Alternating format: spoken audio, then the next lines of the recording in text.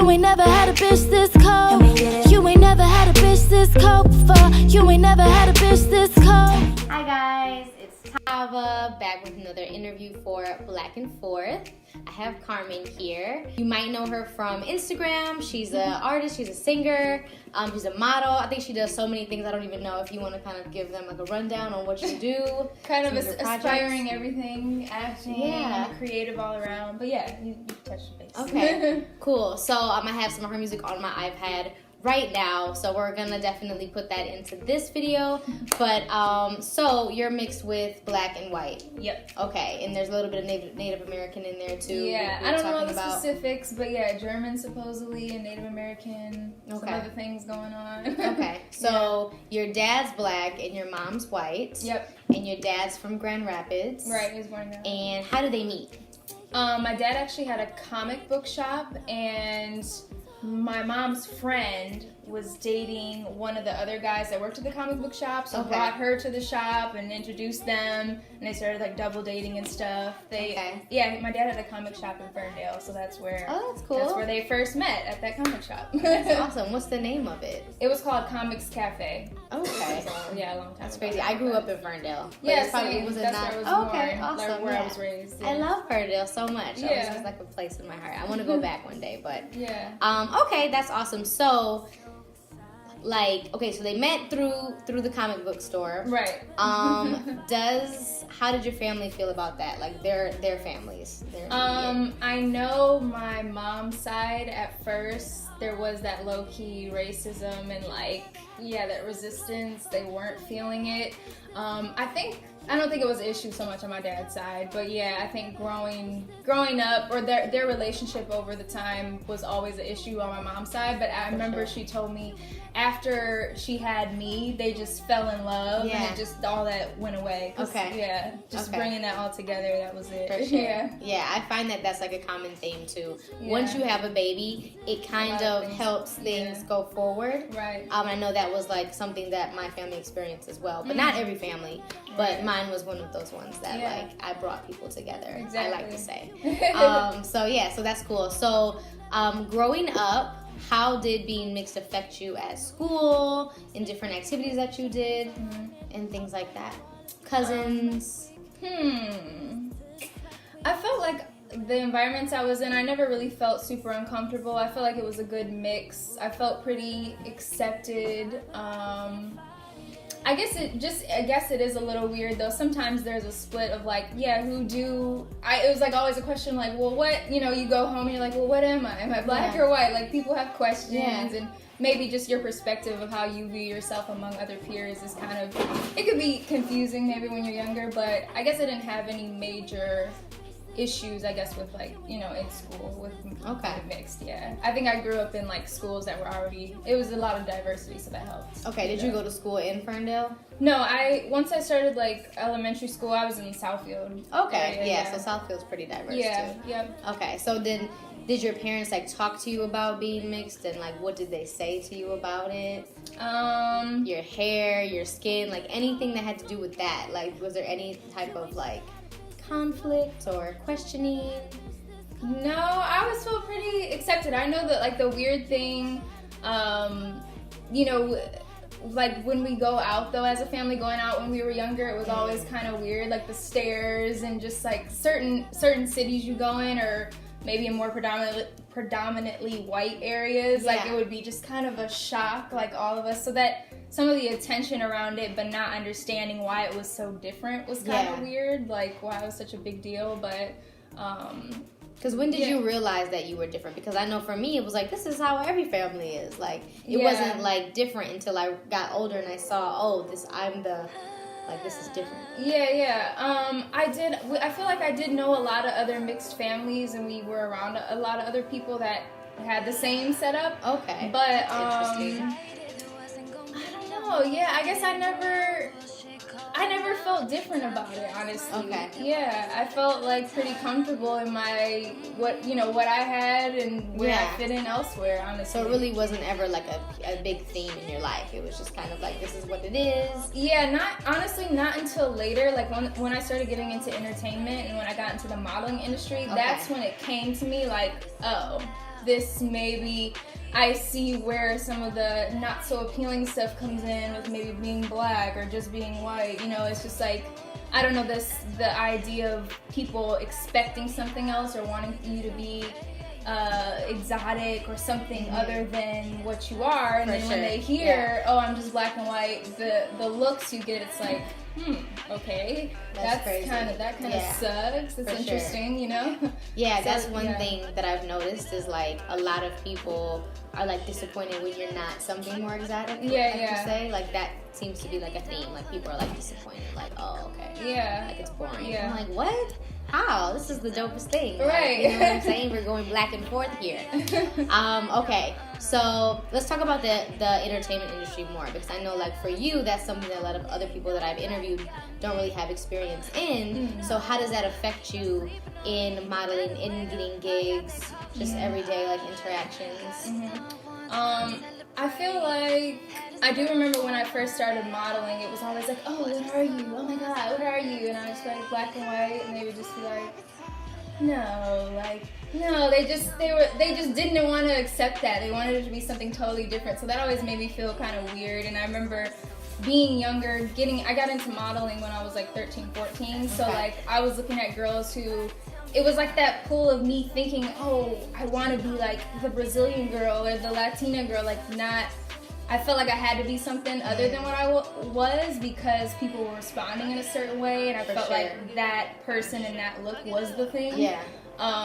So that was always kind of weird, and it's just funny how when you are ambiguous in certain, to certain people, just the disappointment they can get from just what you are. So that always was kind of weird. And I think even now, like getting into acting or going out for certain jobs, it's like they have very specific things they want, and so it can be weird because I go out for stuff for Latina roles, but I'm not like, so it's like it can be weird just trying to fit into different brackets, but it's really cool because being ambiguous is really cool, and you can blend into a lot of different things. So there's like the pros and cons of, I have a lot of options to mix into different opportunities, but at the same time it's like, well, I'm not, it's like that pull of like, well, I'm not that though, completely. Like, how do I transform and be more of that? Sometimes it's kind of weird, and I think overall, like in the entertainment industry, like that's kind of like the thing, right? If you're a little Latin, they want you to be more Latin.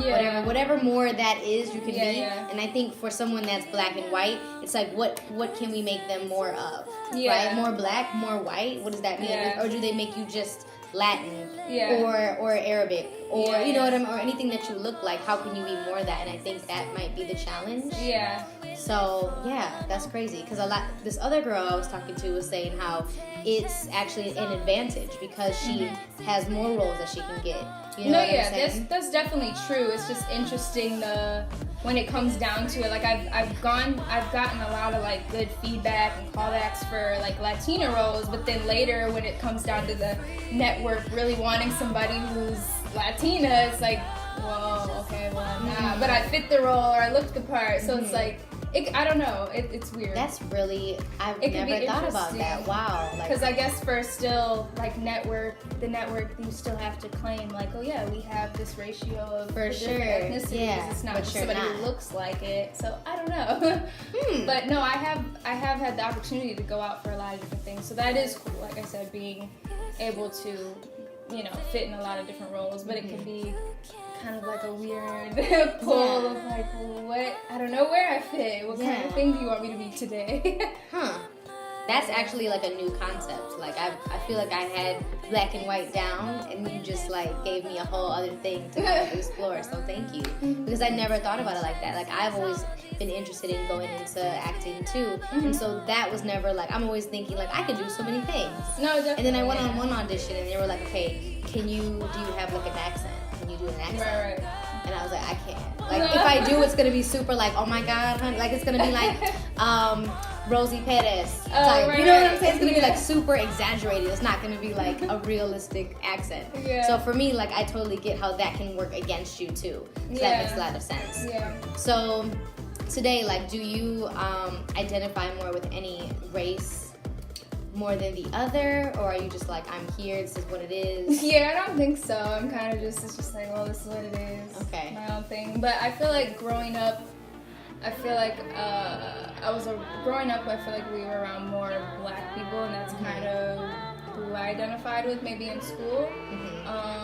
But I always had like a mix of friends, and I feel comfortable with either. Yeah. Yeah. Okay. Cool. So what about like dating? Do you have preferences when it comes to dating, or is it just kind of like? Honestly, I've never dated a white guy. That's interesting. I never have. But haven't either. I've just dated other races, you know, but Yeah. never a white guy in particular. Okay. But have you dated like Latin guys? Is that something that's ever been a thing? Like, I wonder. I did. My first boyfriend was Bengali, which is super random. And then from there, I kind of dated all black guys. That's Or really mixed. interesting. Yeah. So other mixed people? What? Other mixed people? Yeah, I dated someone who was mixed.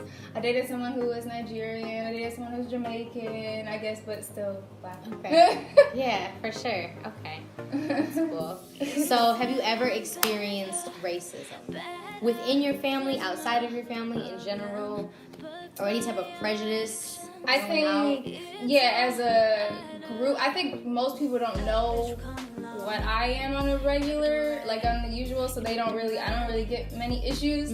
But being with my family, yeah, like when my dad and my mom are together and we're out somewhere, it's definitely, there's a lot of scenarios where you see the difference of how people are treated. Or it's funny, my dad always tell these stories, like if he wants to get something done in customer service or return something, they've had experiences where he'll go in and do one thing and they're like, no, like just, it's all, you know, they're not gonna help him or they don't handle it, and then my mom will go in and it's like, oh yeah, no problem. Like, so clearly, like there's those two sides, and it's apparent, but That's crazy. yeah, so seeing it when my parents are together, or if we're out, or different, you know, depending where we are in certain cities or whatever, there's definitely that difference. But yeah, when I'm by myself, I feel like I'm just blending into everything, so it's not like a huge deal. For sure. But yeah. So going back to that. So then, are your parents are still together? Are they in like business together? No, they both do their own thing. Okay, but just when it comes to getting certain things done in certain. Oh yeah, scenarios, just in regular might day have to go life. do it. Yeah, it's just Okay, funny how he knows, and we make jokes about it, like, oh yeah, let her handle it. Yeah. You know? But oh wow, yeah, that's crazy. it's So right just- there in your face, you get to see, like as a mixed person, Yeah, you get how to see people are treated. exactly It's like my definitely dad different. can't go do it, but my mom can. Like that's Yeah. crazy. Or what my mom could pull versus what my dad could. I remember one time he said they all went to a restaurant. It was my mom and her sister, and then he had like went to park the car or something. They went in to get a table and sat down. I remember my dad, once he came in, the people at the door were telling him like, oh no, we're not taking anybody else. He's like, no, my wife just sat down, like I'm going to meet them. She's like, no, I don't think like telling him like, no, I don't think your wife's in here. I don't think you know what you're talking about type thing. He's like just totally tripped out. And mind you, it's just like how weird people assume things. Yeah. Like, and just that's like the racism thing, and it's just so weird. So my dad has had a lot of weird experiences, and I know my parents together, I've had a lot of weird experiences. So your mom seems like she's probably really supportive of it and really understanding and really just like. No, my mom's down for everybody. Yeah. We joke and say that my mom's like a black woman. Yeah. I don't know. My mom's her own thing. It's hilarious, but yet she's got blonde hair and blue eyes. But no, my parents are really cool, but it's definitely funny how they work around the whole perspective differently. Okay. Yeah. So like, so have you guys ever had talks about it? Like this is why this happens, like growing up, or were they just kind of like, it's not a big deal? Like, do they kind of just make jokes about it where it's not like a serious, like, let's have a talk about it? Honestly, my dad, like, I won't even repeat some of the stuff he says because he's just so crass and wild. But it's honestly always kind of like, it's humorous. Like, there'll be moments like where it's irritating for them, or they'll be like, they'll talk about it and be kind of pissed off. But at the end of the day, it's kind of like a comedy thing. or it's like, you know, it's messed up, but you're still just like kind of laugh at how things are in a sense. But yeah, we've always had like a funny sense of humor about the race thing, or just I guess society in general and where that fits in. But so yeah, it's never been like super serious or super, you know, a downing situation, I guess.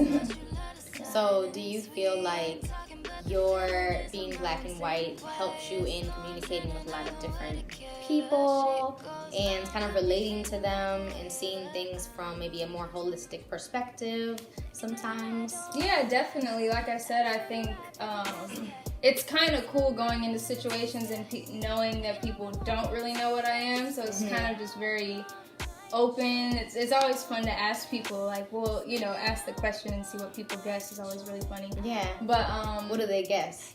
I've gotten everything. I've gotten Lebanese, Brazilian, Israeli.